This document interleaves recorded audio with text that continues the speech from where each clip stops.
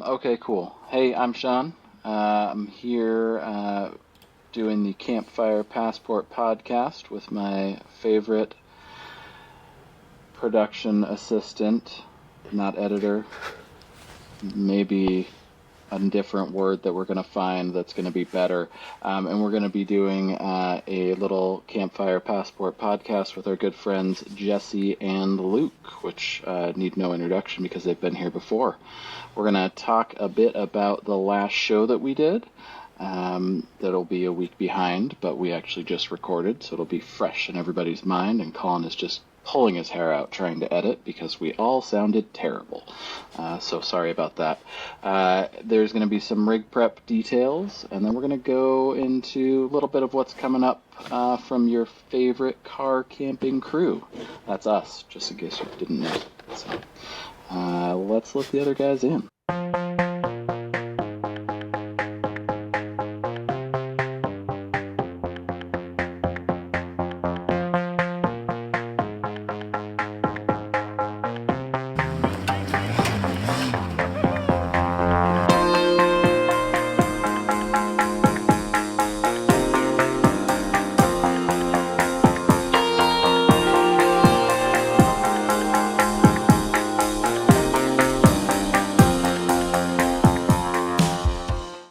Jesse, Fair. How'd you like the last show? You listened?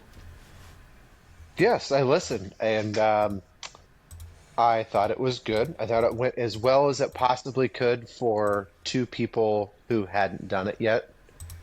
I need more Lauren, to be honest. Yeah. That guy has so much random information about some really funny shit, like the story about the motorcycle company that bought the castle to manufacture this motorcycle. It's like, I need to hear more about that. I don't even think Norton didn't even use it to manufacture motorcycles. They used it as their corporate headquarters. It was just to buy a castle, basically. Yeah, just because. It's amazing. I love that story. It's so great. So, yes, I need more Lauren. I think Lauren, a deep dive on one brand for Lauren could be a really fun thing to listen to. Or Ken Burns level put you to sleep. I'm not really sure, but either way. You love a good Ken Burns. Oh, my God, I love Ken Burns. I mean, who doesn't? Who doesn't?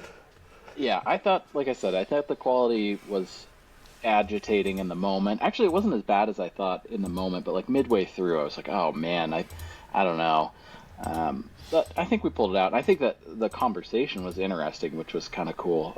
That was like a new, not to say that we haven't had good conversation before, but that felt like we got a little bit more into better conversation, which I'm hoping we can do today, too.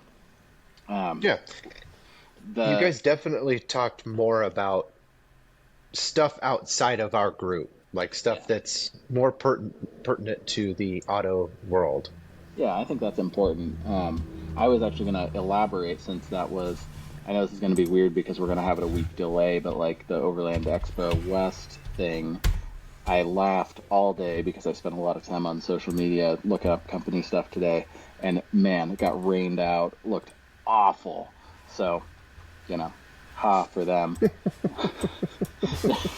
Yep. It was not good. It's just been raining constantly for like 3 weeks here. So. Oh, is it rainy there too? I guess you're close enough in weather pattern, right? Yeah, we kind of share a weather pattern, and yeah, it's been nonstop.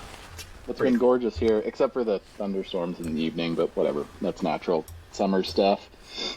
Yeah. And it's not officially summer, but I'm wearing shorts every day, so it's officially summer, as far as I'm concerned.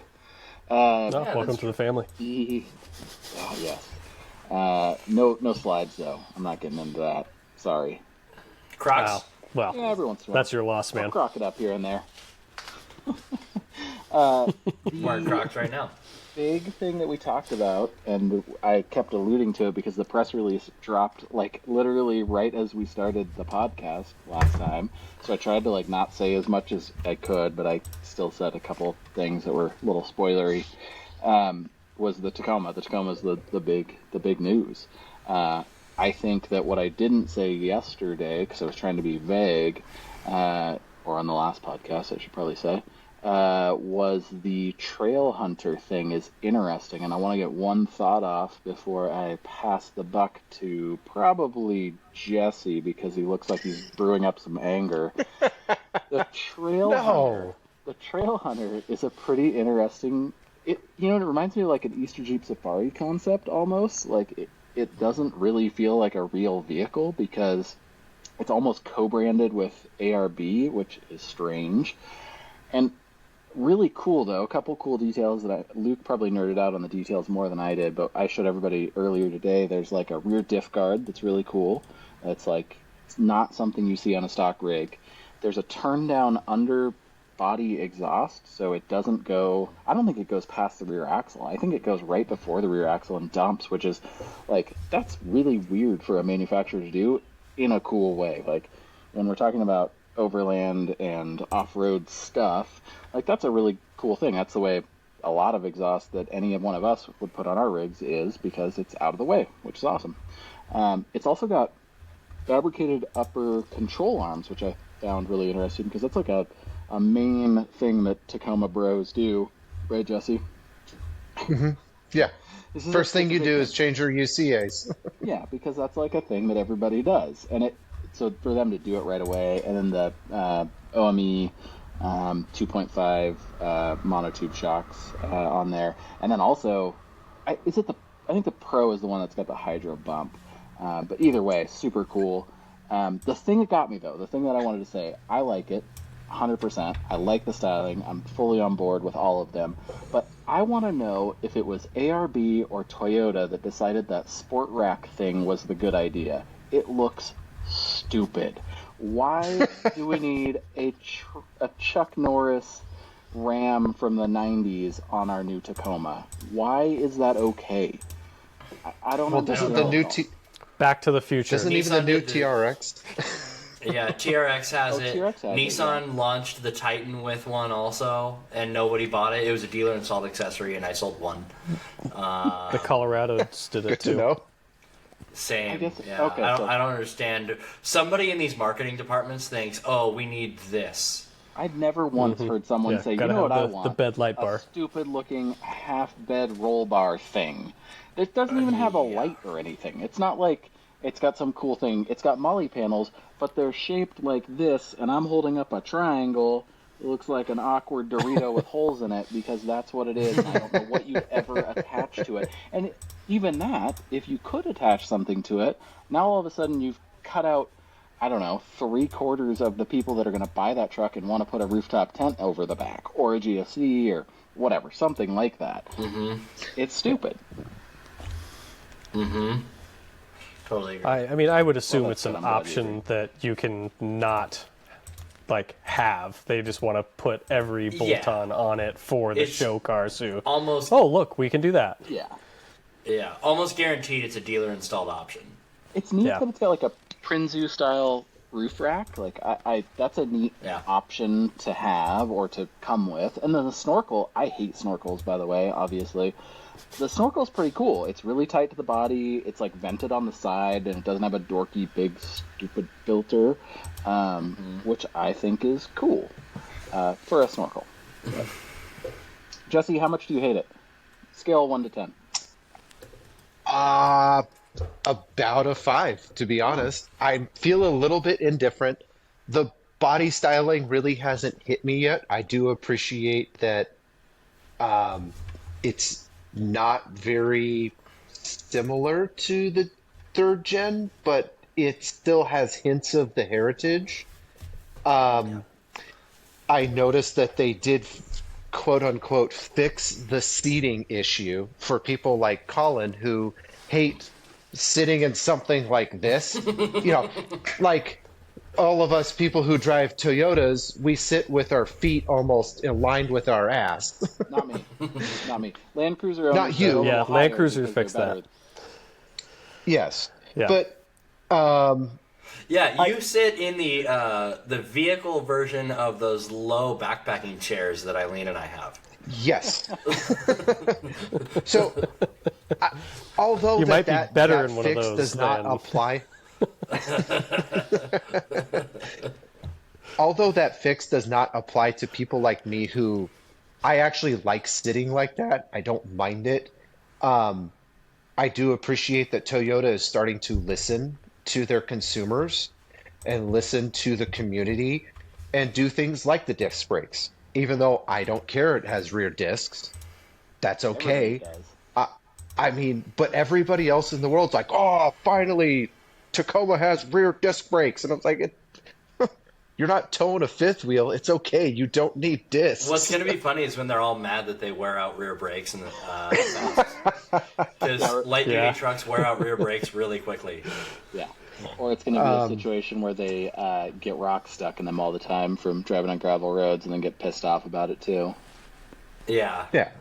So community's just going to find something else to complain about. But the overarching point with the disc brakes, even though I don't think they belong on the back of a Tacoma, I appreciate that Toyota is listening to the community and changing a couple things about the rig, because I think that they want to compete with things like the Raptor, the ZR2, and the Rubicon. Yeah. Because there was a really, really big deficit in the third gen that did not stop people compete from with buying those. Because Toyota has marketing. Like, they're really good at it, and they have that years of dependability and international sales that keep all of us USDM buying them. Yeah. Did you see Even though we'd much rather have a Hilux. Yeah, of course. Well, I don't know. We had a Mexican Hilux come into my old shop right before I left, and they're fine. I think it's cool that they have a diesel. I think it's cool it's manual, or can be a manual. Like, they have some cool stuff. But aesthetically, I think your truck, Jesse, or any of the other third gen, I'm bad with that with Tacomas, I guess. Third gen Tacomas are better looking subjectively than a Hilux. I think a Hilux is cooler because it's the we can't get it effect here. But every time I see one, I'm like, okay.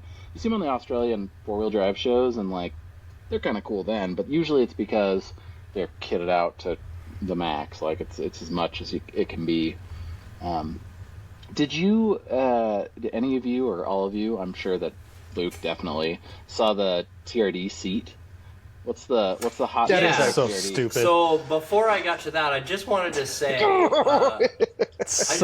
really quickly, the now that I'm gimmicks looking that they're at throwing at photos- this shit is so bad.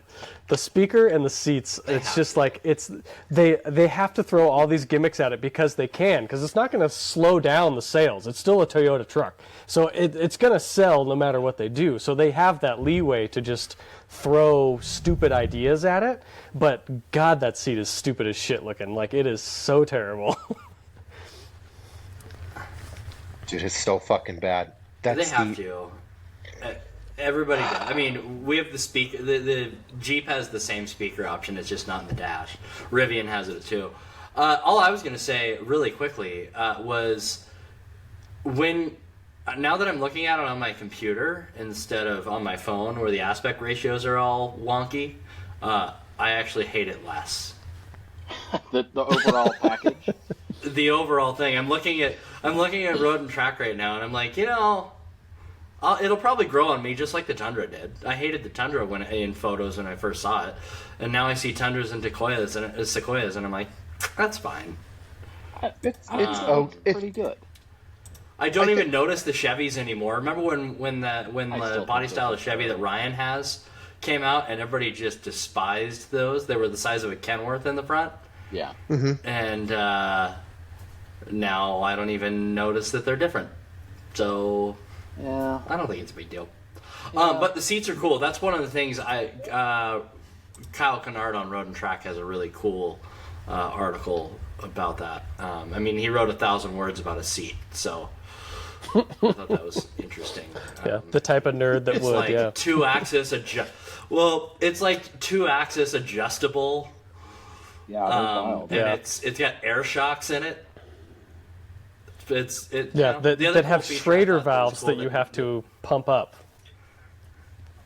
I was Yeah. gonna say you have to use a Schrader valve like So bicycle pump to change the settings on your seat. There's probably a freaking hand pump under the seat.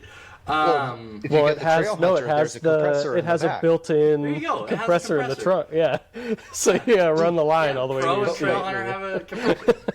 The other one, So- the other feature I thought was cool and unique that nobody had done yet was the tailgate release button in the side of the The headlight. taillight. Yeah, haven't or seen sorry, that tail yet. light. That was pretty cool.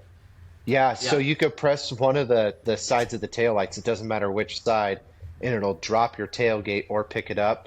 And then you can also give it a little knee and it will Yeah. push it up.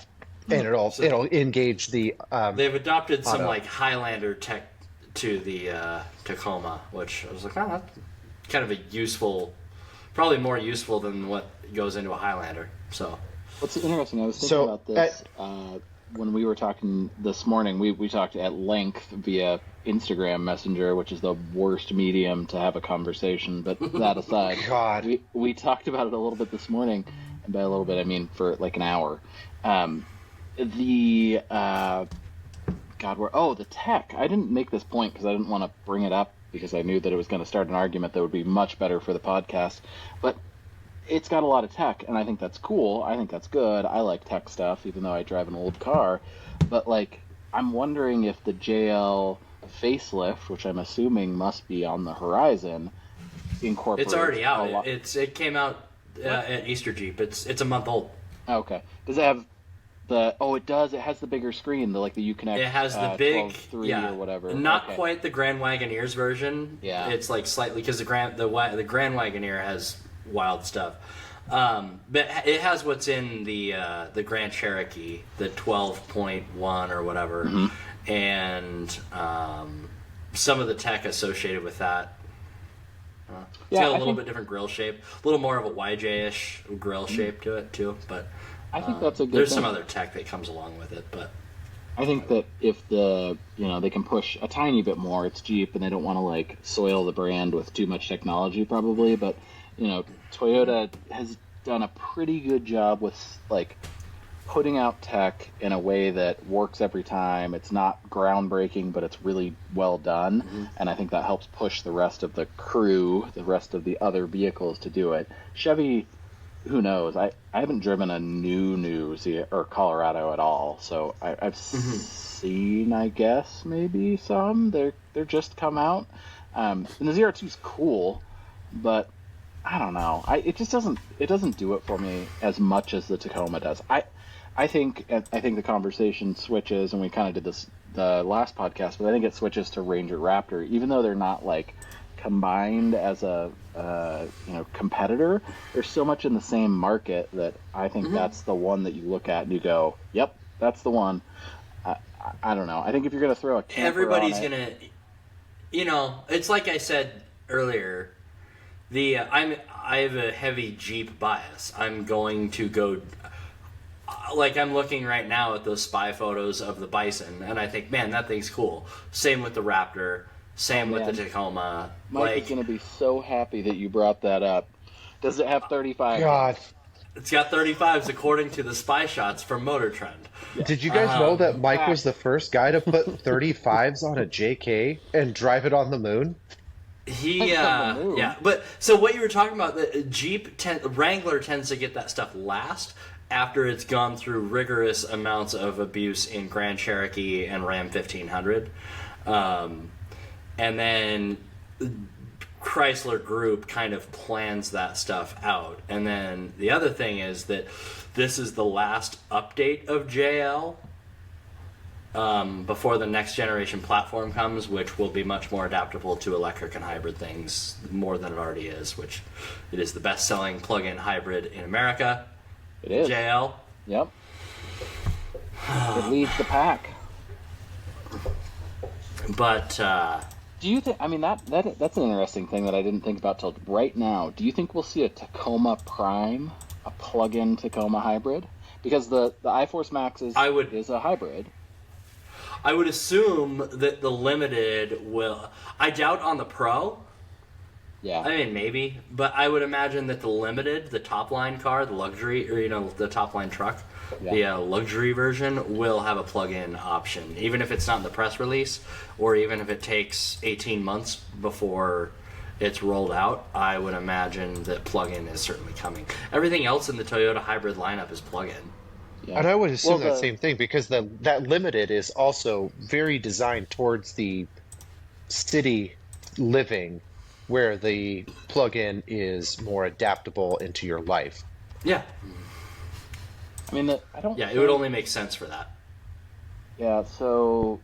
But then you need a Tundra ninth trim model. Sequoia, yeah. Tundra Sequoia doesn't have plug-in option, but I bet it will. I don't. I mean, I'm sure it room, will. There's room for a battery, right? Like it's a big vehicle. Well, they already have a battery. It's a 1.8 kilowatt battery with and it's a 288 volt hybrid. Yeah. It's a mild hybrid, as they call it, but Well- and this is in the Tacoma. It is a mild hybrid. The power out of that thing is impressive. Absurd. Yeah. God. I mean, 465 foot-pounds of torque without putting diesel in it. That's nice. Yep. and It's everybody a four-cylinder. complains- It is. It's a It turbo is- four-cylinder. it at is- least. It is less than half the size of the LQ4 in my Suburban, and it has more horsepower and more torque. Way more torque. Way more torque. I think that LQ4 has it was like 330. Something like Torque? that. Yeah. That makes sense. I mean, yeah, you've got yours. So anyway, basically, they have half the cylinders. They throw a turbo on it and an electric motor behind it, and they're like, "All right, cool. You know what? Here's your absurd horsepower." This could be our wild speculation for the day because I don't remember this fact for sure, but I think that this 2.4 is basically the same thing, like long block wise, that all the like current Toyota driven FD teams are using because they take so well to boost and they're so burly.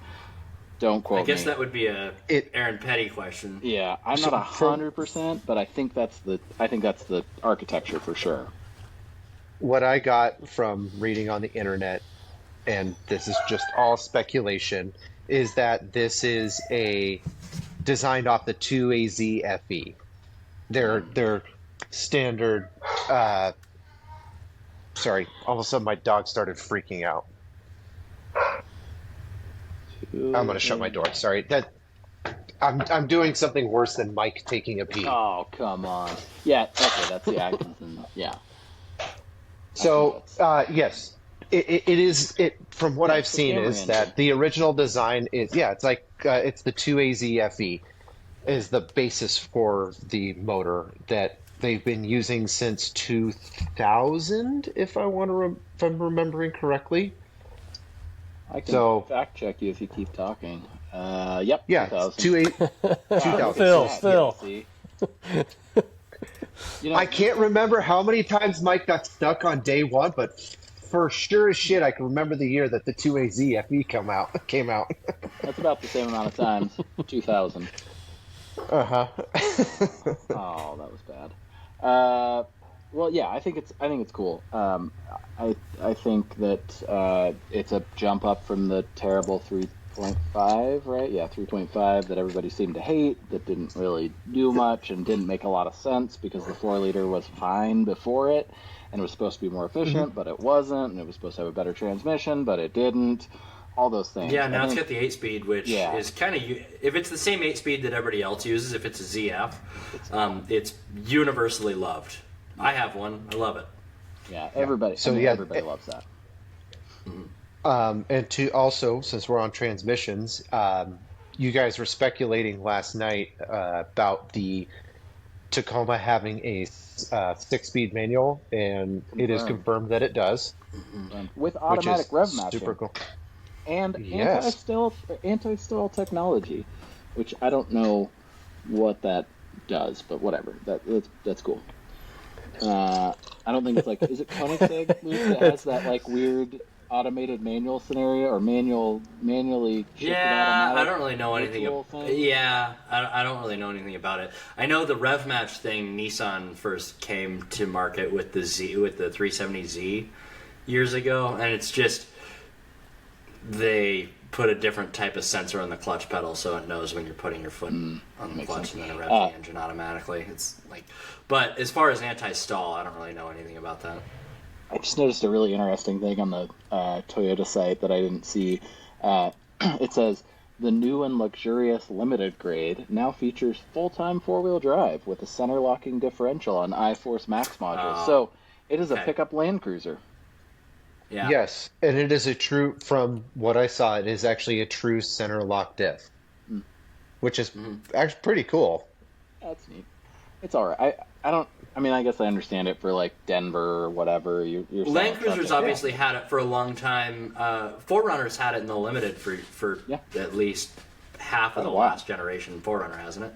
that. Yeah, and the predecessor too also had full time like that. So, yeah. Anyways, I think it's a cool vehicle. I think that we could probably talk about this kind of stuff all night. And I think that's not necessarily bad. And I think that shows that they're doing a good job. Like, I don't know. What else has come out that's been that exciting maybe in the last 6 months? I don't think since the Bronco, maybe. So it's Ranger Raptor and ZR2 are interesting because the truck already existed. So it kind of is like, oh, cool. That's a neat thing to add in. Mm-hmm. Well, the other thing that I was thinking about that every time these kind of things, especially with Toyota, when they come to market with something like this, they step up the game, which means it forces everybody else to, which is good for us as the consumers. It also means that all of the companies that are making upgradable things will have to step up their game as well to make the aftermarket end of the off-road community better. Yeah. I think it was I Jesse. think there's a lot of upside. Even if I don't like the way it looks, and I'm not really a Toyota fan, I think there's a huge upside to any time they do something. So, Well, it pushes the hobby further because it shows OEM support, which is what the Bronco did and what the Wrangler always does. It's the Wrangler thing. Jesse was saying there's a reason nobody buys Frontiers, unfortunately. Well, that's what I was getting at. Jesse was mentioning like the thing where it's like the Ranger in the U.S. especially sees like no aftermarket support. Why that is, I'm not completely sure, but it just didn't. It flopped. Like people buy them. You see them as work trucks or whatever all the time, and there are people that do modify them, but not like Tacomas. Like Tacomas are at the top of the heap when it comes to that. They're right next to the Wrangler with aftermarket options. If you want an upper control arm for your Tacoma, third gen, whatever, you can just shop all day. There's so many options. Funny enough, Frontier actually outsells Ranger. That's insane. Which is absurd because the F-150 is the best-selling truck in America. You'd think Ford buyers would commingle to the Ranger, and they do not. Yeah, I think that they buy an F-150. That's what happens. Yeah. They look and they go, oh, I want a small truck. Or I could get the F-150, which is the one. So, But the Ranger went on that hiatus for however many years as well. So it's like everybody forgets that there was a mid-sized truck that was made by Ford. Oh, you brought it back? Yeah, well, we can get an F-150 now. Who cares? Yeah, so the only thing I'm curious about with the Tacoma is that I always like to find and pick out their little shortcomings.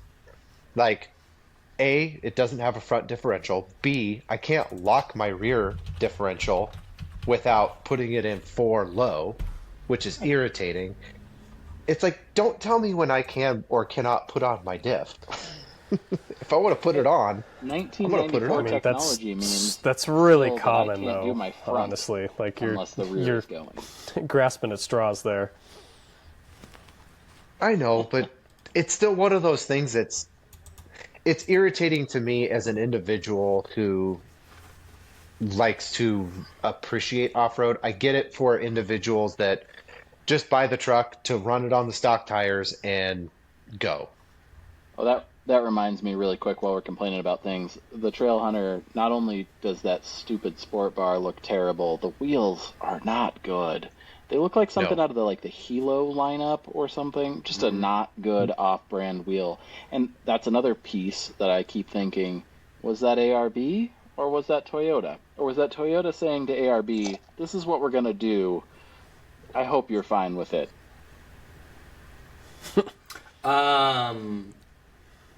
If you want to shift gears, you mentioned the Wrangler. So the Wrangler updates were a couple of highlights were the full float 44. Oh, yeah, I forgot about that. That was really cool. Let's see. The 120 volt outlets in the front and rear. That's nice. You don't have to rewire your fridge, at least while you are driving.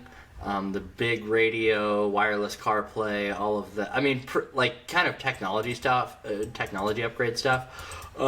Rubicon X, which is not a 392, gets a 35-inch tire. And 392 gets a 37-inch tire. It's a $100,000 Jeep, but it's also 400. It's also 425 horsepower Wrangler. Yeah, they're awesome. The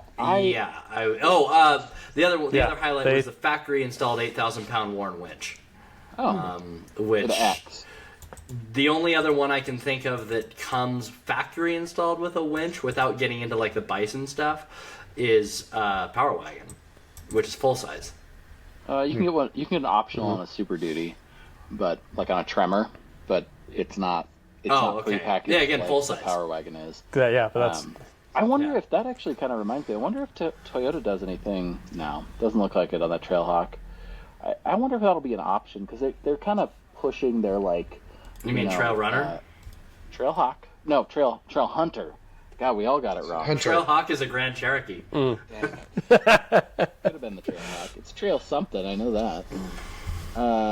Anyways, they're talking about just like Ford did with Ford Performance. Look at all the accessories that we're going to offer, and maybe that's one of them. Who knows? Yeah, I mean, I'm looking at the Jeep here, and the inside stuff looks better for sure. I know those axle upgrades were cool. It's good. It's a good change. Yeah, it's their last mid-cycle refresh before we get a new Jeep, which will probably be in 2.5 years. Not too bad. So something in that axle debate. I was curious if anyone has any speculation of will another car company put a solid front axle in something that is not a full size so that it actually competes with Wrangler at all. Nope.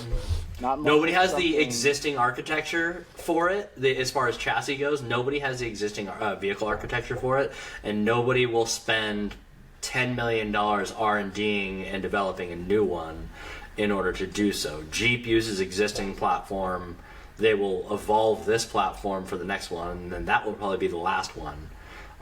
Because the other thing is nobody's willing to sacrifice the weight and the drag that comes with a solid front axle. Did you notice the GT3 style air dam on the front of the Tacoma on the non-off-road trim? Yeah. Yeah. You mean the one that this?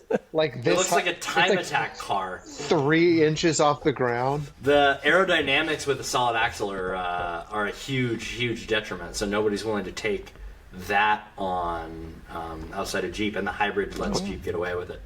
But also, I mean, that's what puts those Jeeps ahead as far as off the lot off-road capability. Well, yeah, I mean, but that doesn't sell. It's some of it, but it doesn't sell. You got to think about how many. Luke, you're not going to be able to tell me this, but I'm curious what the actual percentage of Rubicons are sold in the Jeep line. It's got to be sub 20%, I would think. Actually, it's 2/3. Okay, well, 30-ish percent. It's the opposite of what you think. I would assume It's that only well some of over those are half. being driven off road. Yeah, but Jeep doesn't care. No, exactly. But They're selling them. They're not really. How many Land Cruisers cruise the land off road? Less than Most of them are in Hollywood. Well, or Saudi. Yeah, Most Land the Cruisers G-Wagon are- debate. Exactly, G-Wagons. You guys were talking about G-Wagons, and I'm like, the only people that buy G-Wagons are in Los Angeles, and they take them from their house to tennis. Or Yeah, unless you're Saudi Aussie, Arabia. yeah. Or that. In Europe, people drive their G-Wagons like G-Wagons. They're farm tractors, but that's not how they're marketed or sold here. They're not even a little bit. $150,000 plus grocery getters. They're Range Rover competition. Yeah. Exactly. So that's probably a good transition because we spent a lot of time on the amazing new Tacoma that Jesse thinks is the best looking Tacoma ever. Oh, Will come easily on. replace Oh, he didn't even point out his favorite part. Oh, awful. I did. I literally. I have a giant list here Oh my of God. things to say about that All Tacoma. right, well, I'm gonna let's leave move out on. the part that On you were that really note. mad about. No. I think the thing I will end the Tacoma discussion on this, and it's literally I think the only thing I'm irritated about is that those fender wells do a square, and I think it looks stupid, and it literally Square fenders. it allows only a 35 at most.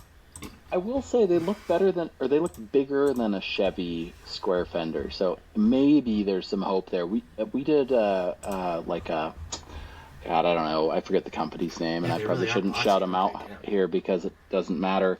But we did a 2-inch lift kit on a limited trim new Tundra M35. They're like 35, 12, 50, 18s on it. And it was amazing how easy they fit. And that truck has the square wheel wells too. They're not quite as bad, but they're square. So I'm hopeful that you get at least the same, upsizing potential that the third gen had. I don't know. Maybe not. We'll see. I mean, See, you put 37s without a huge lift on yours, so it's doable without yeah. getting crazy.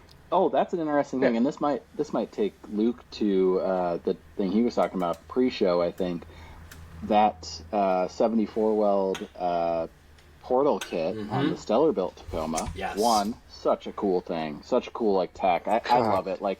Hands down, awesome. Nothing bad to say. But interesting fact, that truck is on 37s with no fender cut. Both Jesse And a 1-inch lift. Yeah, Jesse and Colin's old truck, not this Colin, other Colin, 37's big cut. You're cut up an inch and a half, 2 inches into your fender line or fender flare. Yeah, On mine, on yours. I'm An little inch? less than an inch. I'm about 3/4. So cut up. The a bit. biggest hurdle, the biggest hurdle on these third gens is literally the cab mount. Yeah. Well, That's where you hit. doesn't that subframe change make that better? Because I know on Colin's he had a stock cab mount that was not cut at all. Well, because No his way. kit pushed the Wild front speculation. forward. It's the So same did mine. subframe. His kit was, yeah. I did this, so I did mine before him, and I pushed my lower control arms forward an inch, and I still with 37s cut my lower control or my cab mount. I'm pretty sure he did. Yeah, there's a picture of the new frame, but I can't see where the cab mounts are, but I imagine they're just as far forward as the old ones. Yeah, That would have been an easy fix. but it's Toyota people. There's a NVH, community. man. They're gonna figure it out. There's a massive following. This thing's gonna end up on a beam axle and 38s, and I guarantee you by before SEMA. 2024 is over. Oh, by SEMA. By SEMA, for sure. Sean will by have pictures SEMA. of them at SEMA. Yeah, we will see them at SEMA on straight axles. At least one. Yeah. Some idiot. Fab Fours is going to do it, or it's Or either going to be Brothers. Fab Fours or. But yeah, it's like Fab Fours, C4 Fab, or Marlin Crawler is going to figure it out. They're going to put a solid axle under this thing, and 39s, 38s, or 40s. Yeah, who knows? Who knows what the future holds? Yeah, that 74 weld. I saw that on Sean Holman's Instagram. That is pretty cool. It's a 3.8-inch lift without any suspension. I mean, aside from it being a new knuckle, without changing struts or lower control arms or upper control arms or. And it is what, a 35 spline? Yeah, something ridiculous. Also, rear discs, by the way, Jesse. Rear discs. Oh, and then it adds an additional 22% of reduction. It doesn't give the final. Oh, 1.2. Okay, 1.22 gear reduction. Yeah. Yeah, it's sweet. Have you seen the Wait till you see the price tag. 392s? They've done that. Oh, it's $10,000. By the way. Well, I'm on their website right now, so 10, Sean, you're way off at 10. Trust me. Yeah, it's 10. I'm I pretty sure looked it's at 10. the ones that they have, for Y62 patrols is fucking. It's 20. Like that's your starting company? point. Yeah. I don't think it's. I don't think it's 74 I'm weld, on but 74 it's the Weld's same website. concept. I'm on 74 Weld's website right now. If I were doing my truck, JT factory Rubicon axles and Willwood parking brake, $25,197. Well, What was that, Luke? Sean, is there an apology coming, or is? Oh, I'm. Not for me. I'm on. I knew it was going to be per expensive. axle.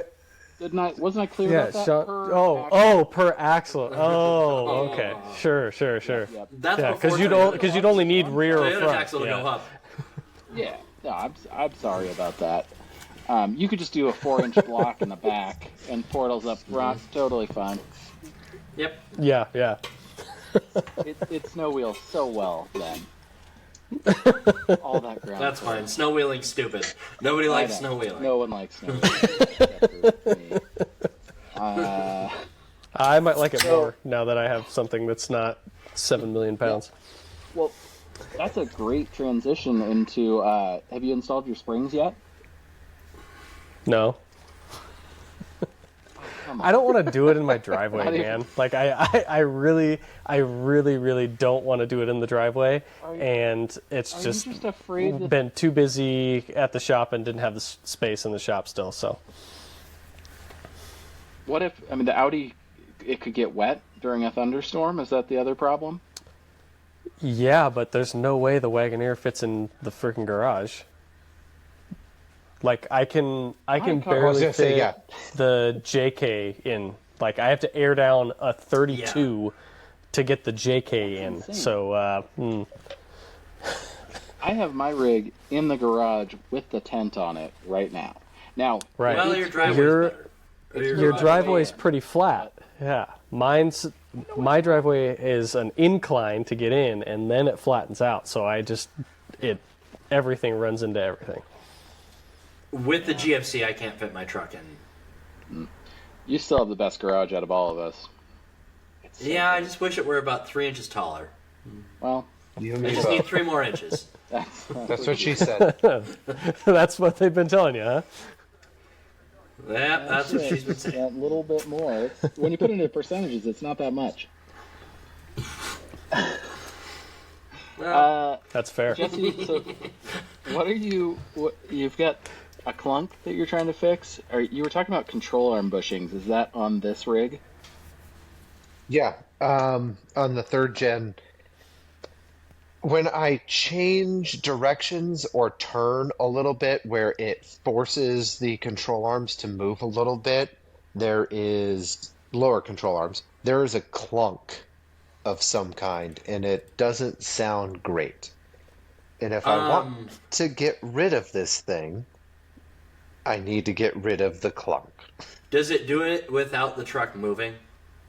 Yeah. Okay. How are your... Didn't you put a different steering rack in that thing? Yeah, changed out the steering rack because Is there it was a new rack or is it like an aftermarket? Now this is No. diagnostic talk. It is this a is click and Welcome to clack. diagnostic talk. Let me it call is a Tyson. brand new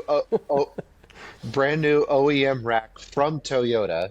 Did you change the bushings? Which bushings? The The rack ones- bushings that hold it Yes. into the body? Okay. Yes, those rack bushings came brand new in it. Okay. changing out the tie rod ends tonight. I think it literally boils down to the relocation kit Okay. from unsaid individuals company. But it's the same one that Colin You can used. say their name. No, I The don't vagary gets really, it's ridiculous. It's the relocation kit from JD Fab. So it's great. You can push your axles or your lower control arms forward. You can fit 37s on 2.5 inches of lift, but there's minor quirks that come with it, and one of them is, for some reason, the spacers are not tightening down, and I think that my lower control arm on the rear side is actually moving, and the clunk is I mean we're talking 0.03, so at less than a 16th worth of a gap clunking on the rear side of the LCA. Huh. That's annoying. So it's not a deep clunk, it's a sharp snap. I mean, Well, I could take you over there and show you what's loose. Yeah, if anybody has any No, that's questions- okay. I don't think we need that. I don't think that's good content. No, it's not that's great fine. content. You I'm can just edit this saying. part You out. asked the question. Everybody's gonna love it. You're just gonna. Hey, tens of listeners, what do you think of this sound? Clunk, clunk. Yeah, we're gonna diagnose it via the comments. Subscribe to our Yeah. Patreon. Somebody's like, "Oh, figure I've out heard the that problem." song. Heard that sound before." Well, the only person No. who listens is Mike's mom, so. Oh, I'm so glad that she's listening. That was a shocker. I'm fairly certain that my mother listens to it. Your mom participates in anything any of your friends do. Dude, Every God- time I post on Instagram, I get a comment from Tammy. It makes me happy. Makes me really God happy. bless Tammy Razanka. She supports all of us. She's the best. She is a wonderful She woman. unconditionally loves every single one of us. Man. She doesn't How even know lucky are you, you? Colin. Tammy's a saint. What do you mean? I've met She's her. gonna listen to this. I've been to your house. I've been to that's their right, you house. Yeah. You have been to the house. I forgot about that. Man, I was there when Ryan's wife ran over that giant rock. That was a good one. Oh man, I wish I would have been there for that. I would Yeah. have. Oh, it was great, Luke. It was great. Was it I in wish- her car or his? No, it was in the. It was in his 3/4 truck. Ton It was in 2500. his truck. Yeah, it was the Chevy 2500. With Juke the didn't go rock crawling, huh? That's a shame. That's a shame. Oh, that's rough. Any other like vehicle stuff, Luke? Are you just? How's the Z? Have you made any new progress? No, I'm learning how to fly, so I haven't touched the Z car. Yeah. It's a worthwhile. I'm too endeavor, good I for the guess. road now. Yeah, he's driving in 3 dimensions. Yeah. We have an no- XYZ. There's no lines in the sky, Colin. Yeah, that's right. Let me know when you get inverted. God. Yeah, no other vehicular updates on my end. Just still a pile of mud in the driveway from. Yeah. What about all that rain? That's got to be helping it. Yeah, not really. Okay.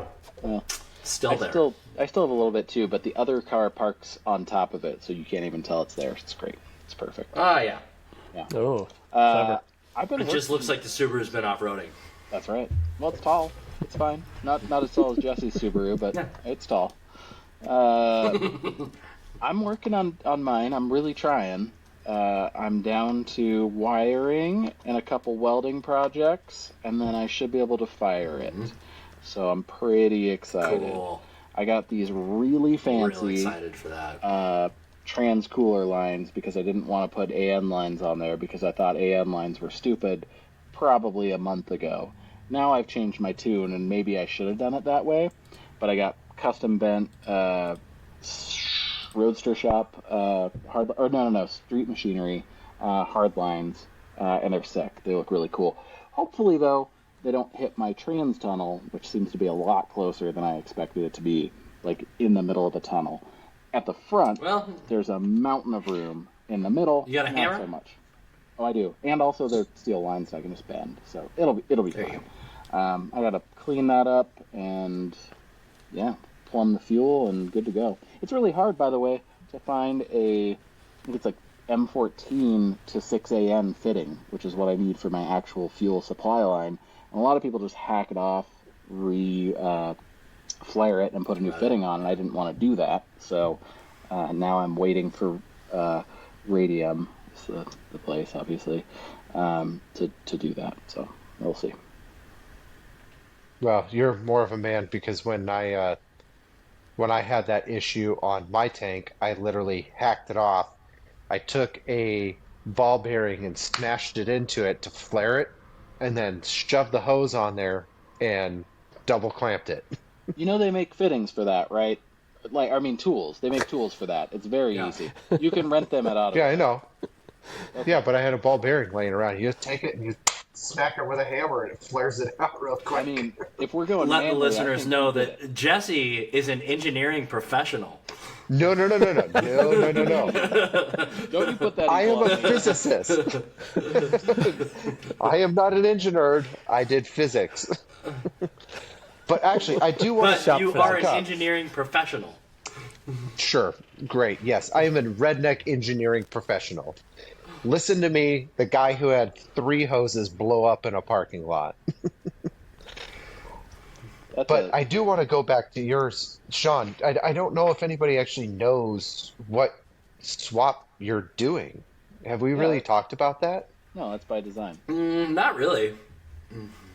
It's been No, mentioned, but it wasn't like it's by a design, in-depth okay. thing. No, If that's by design, leave it. no, it's not. We talked about it very briefly in like the first episode, but my 80 series Land Cruiser doing an LS swap, and I've built myself a wildly out of control slippery slope of a 408 stroker motor with a bunch of other things on it, and so far it's going pretty smooth, actually. Like I said, I'm pretty close, and I'm very surprised that my shout out to Selkirk Off Road Land Cruiser shop mounts bolted it in, no problem. I'm using a stock trans cross member that bolted right in. Your results may vary. I have no idea because the internet says that doesn't work, and it does. But yeah, it's been good. I've been really happy and impressed with it, and I'm ready for it to drive now because I don't have a car, and that sucks. I'm about ready to get my moped going, by the way, though. Hell yeah, you moment. are. We need to get Lauren in here. That's Scooter that's gang. Yeah, I'm gonna scooter gang it up because I'm pretty Scooter sick. gang is back. I don't want to say I'm sick of not having a car because it's been a couple weeks and I'm working from home, so whatever. But it'd be nice to be able to go somewhere with something without having to ask or steal it from someone else. From your son. I'm not driving that death trap. My God. So we got on a Volkswagen moment podcast, and we can do it again for a second. Myself and my wonderful friends that are in front of us today put the sickness of low cars and Volkswagens into my wonderful child. And now, because of that, and then me kind of taking a tangent into some writing in the stance community, which I love, by the way. No disrespect on all that. I love all the things. But when you're 17 years old and you have one car, the switch to 4-inch tall 30K springs is horrendous at best to drive.